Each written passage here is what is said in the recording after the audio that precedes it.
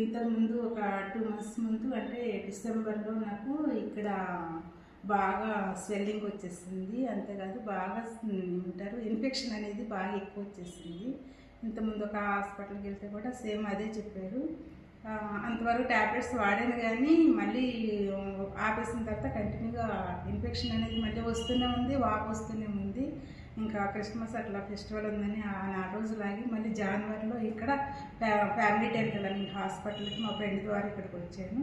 ఇక్కడికి వచ్చిన తర్వాత కూడా నాకు చాలా భయం వేసింది. అంటే మేము కాస్ట్ ఎక్కువ అవుతుందేమో, తర్వాత సర్జరీలు అవి కానీ నాకు చాలా భయం వేసింది. కానీ సార్ ఫస్ట్ కౌన్సిలింగ్ ఇచ్చారు, మీకు అంతా పెయిన్ లేకపోకుండా చక్కగా నీట్గా చేస్తామని చెప్పేసి మంచి భరోసా ఇచ్చారు.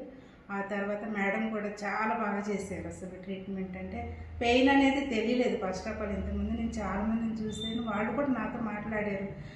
హాస్పిటల్ నుండి రాగానే పెయిన్ వస్తుంది అని 3-4 డేస్ బెడ్ మీద నుండి లేకుండా పెయిన్తో బాధపడ్డారు. కానీ ఇక్కడ నేను అసలు పెయిన్ తోటి బాధపడలేదు. మమ్మల్ని రెగ్యులర్గా వెంటనే నేను నా డ్యూటీకి నేను వెళ్ళిపోతూనే ఉన్నాను. కానీ ఇక్కడ ఫ్యామిలీ డెంటల్ అనేది చాలా బెస్ట్ హాస్పిటల్. ఇది కంపల్సరీగా ఎవరైనా సరే భయం లేకపోకుండా నిస్సంకోచంగా ఇక్కడికి వచ్చి ట్రీట్మెంట్ చేసుకోవచ్చు. Thank you.